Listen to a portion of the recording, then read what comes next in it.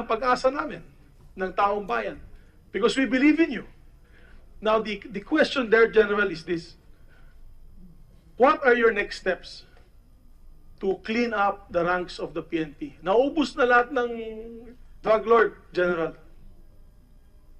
We would love to know from you because we believe in you, General. What can we do to clean up the ranks of the law enforcement agencies? Because we are one with you in this. To bring back the trust and confidence of the Filipino people with the judicial system and the Philippine National Police.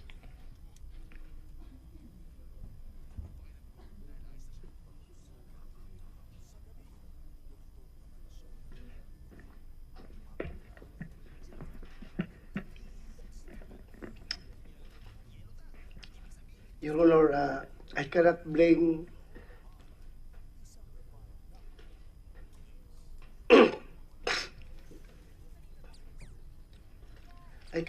the public if they are losing trust and confidence to the police. Because I myself, sasabi mo nga, hindi mo na minsan alam kung sinong pagkatiwalaan. Your Honor, like for example, itong nangyari kay Chief Inspector Joby Espinilo. Niligay ko siya doon as Chief of Police sa Albuera because buong paniwala ko, kahit hindi ko siya personally kilala, buong paniwala ko na he will be talagang siyang mapagkatiwalaan ko sa instructions na binigay ni Presidente na we will fight to the last we will really fight drugs even though it will cost everything, our everything. Tapos ngayon, here comes nga, nandito si Kerwin, in-implicate siya, na nakakatanggap ng pera. Minsan, Your Honor, pinapasadyos ko na yung sitwasyon namin sa PNP. Gusto ko sana ma-reform yung PNP. Kasi mahal na mahal ko yung organisasyon namin. Pero ako'y hirap na. But I will never surrender. Sabi ko sa inyo, if you survive playboard in the academy sa PMA, you will survive the world. Kaya ko ito. Hindi ko ito urungan. Lilinisin ko ang PNP hanggat sa makaya ko. Hindi ko ito. Sinabi ko ito ng Presidente, Sir, hindi kita iwan sa laban nito. I will be with you. Through thick and thin, no matter what. Ibubuhi, lahat ng kaya ko, gagawin ko. Pero, hanggang yung publiko po, hindi namin sila nagtitiwala. Medyo nahihirapan na rin kami.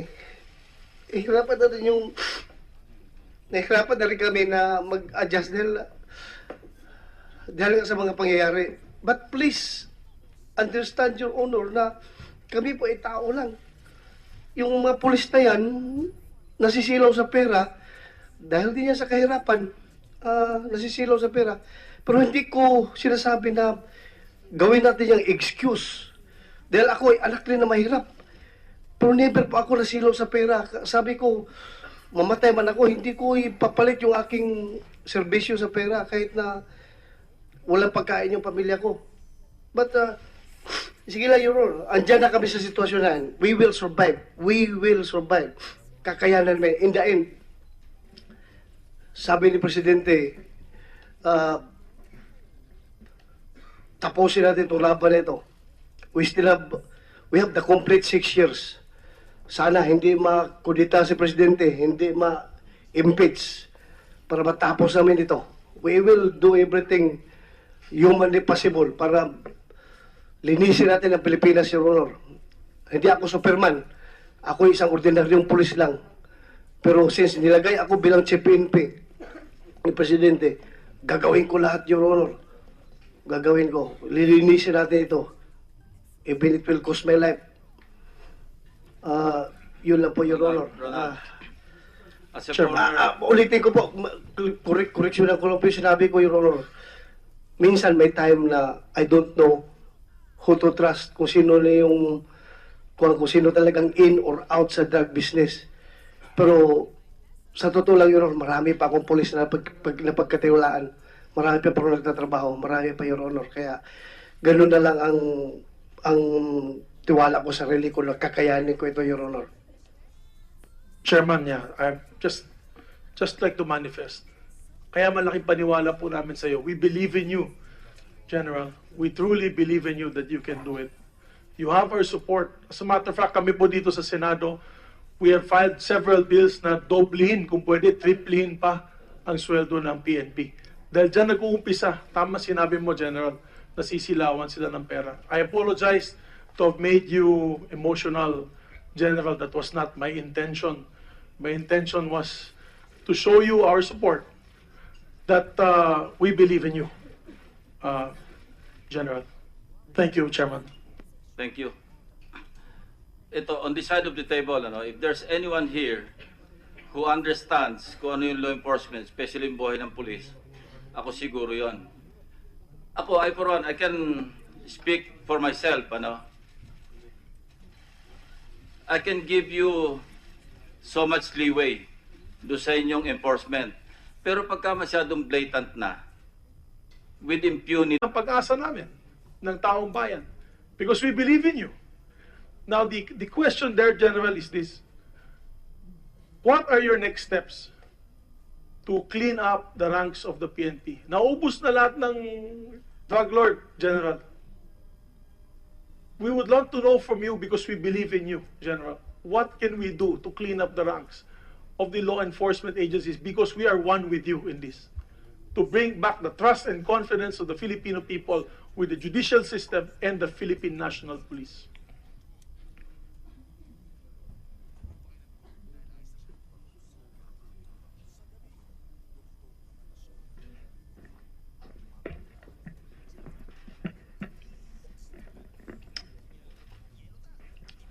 Your Honor, I cannot blame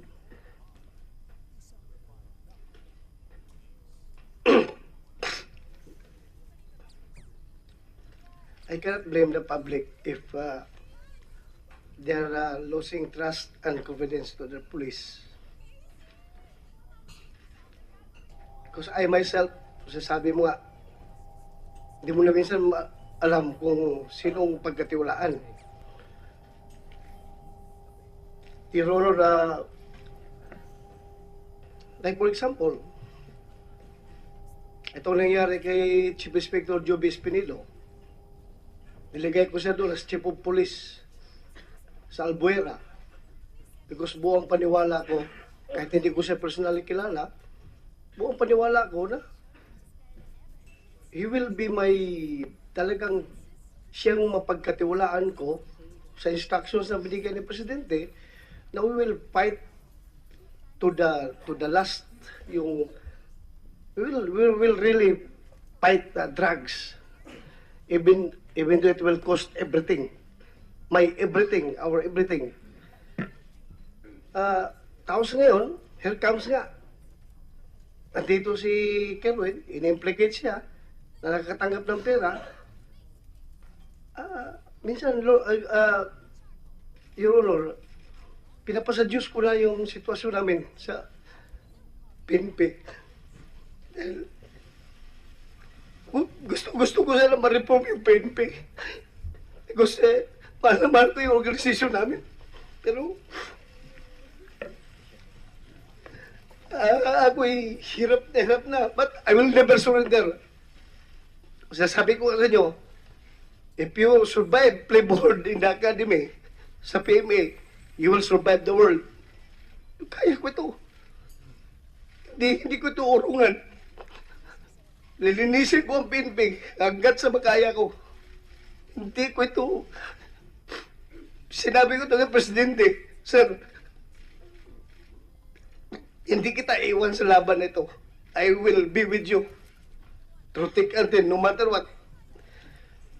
Ibubuhi, lahat ng kaya ko, gagawin ko. Pero Hanggang sa, yung publiko po, hindi namin sila nagtitiwala, medyo nahihirapan na rin kami.